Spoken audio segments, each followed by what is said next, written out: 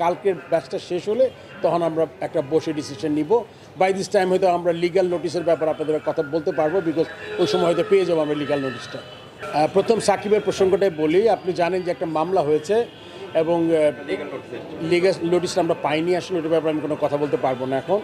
মামলাটা একটা এফআইআর হয়েছে, এফআইআরটাতে আসলে ফার্স্ট ইনফরমেশন রিপোর্ট বলে যেটাকে, তো ওটার পরে আপনার ইনভেস্টিগেশন হবে, তারপরে একটা দিকে যাবে মামলাটা।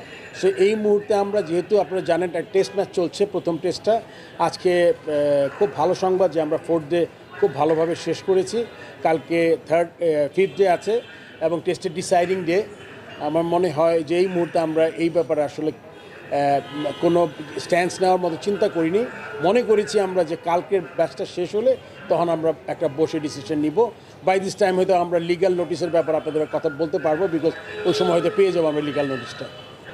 এফআইআর যখন হয়